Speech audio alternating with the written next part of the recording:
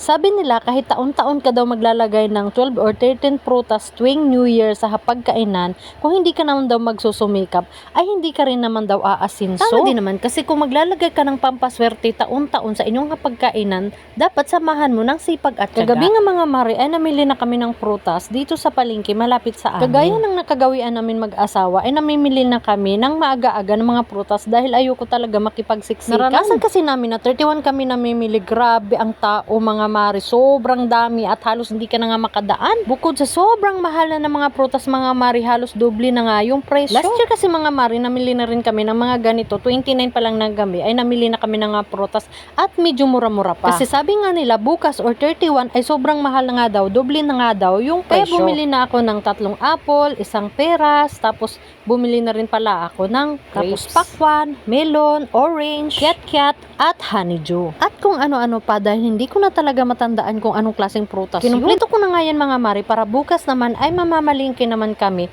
for the pagkain namin sa hapagkainan. Ang lulutuin ko nga ay lumpia, graham, tapos buko salad, at barbecue or ribs na lang. Tapos naisipan ko rin pala mga mare na magsi-seafood mix ako. At gagawa na rin ako ng board mix. Sarap lang talaga sa pakiramdam na nabibili na namin kung anong gusto naming bilhin. Natatandaan ko kasi mga mare na maliliit pa itong mga anak ko. Syempre, inuuna pa namin yung gatas at saka diaper nila. At hindi pa rin kami gaanong stable nun sa aming financial. Ngayon kasi mga mare is marami namang blessings na dumating at malaki-laki na rin yung kinikita namin. Kaya, nabibili na rin namin yung mga gusto namin, lalo na pag New Year. Natatandaan ko kasi talaga noon na talagang literal na 13 pieces lang talaga yung prutas namin, as in tigi-isa lang na mga prutas para magkaroon lang ako ng 13 piraso na prutas. Yan yung honeydew mga mare. Nagustuhan ko talaga yan kasi nabili ko yan nung nakaraang New Year. Napakasarap pala ng lasa niyan.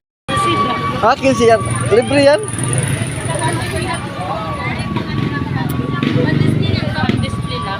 Ito na 20. Alay, ito? Display mo. Ito 20? Oo. Ito 20 oh.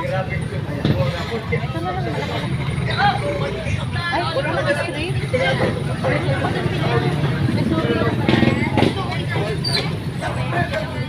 Magpakwan tayo. Ito na lang malaki. Pakwan! Madali lang para po ako naman.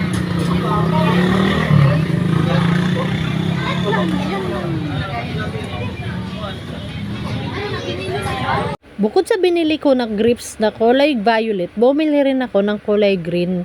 Medyo mahal pala siya, kaya 50 pesos lang yung binili ko niyan. Dahil nga, gagawin ko siya sa board mix or lalagay ko siya sa board mix. At pagdating ko nga dito sa bahay, ay inayos ko na itong mga prutas na pinamili ko. Buti na lang talaga mga mari, meron akong basket dito na paglalagyan ko ng mga prutas. Noong 2021 kasi, sa SNR ako bumili ng prutas. Tapos yan na nakalagay sa basket na yan. Dito naman na siya mga mari, pero iilan lang talaga yung mga prutas niya. Hindi katulad pag namili ka sa palengke na sobrang dami na talaga yung mabibili mo sa Word Blank. Kasi alam nyo ba mga mari, kaya hindi ko binanggit yung presyo kasi pahuhulaan ko na naman sa inyo. Oo, pahuhulaan ko sa inyo kung magkano lahat itong prutas na nabili ko. Kaya sa nakapanood hanggang dulo, congratulations agad dahil pahuhulaan ko sa inyo at kung sino yung makahula ay magbibigay ako ulit ng 100 Gcash. Pangdagdag na rin yung pambili nyo ng mga prutas mga mari. Uulitin ko, please heart and comment tapos share.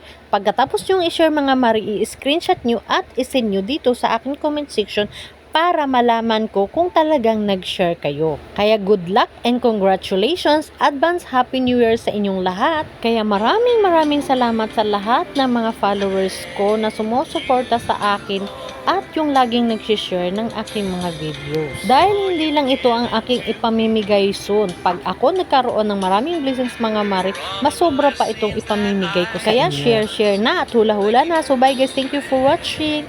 See you for my next vlog. Happy New Year sa inyong lahat. Bye guys!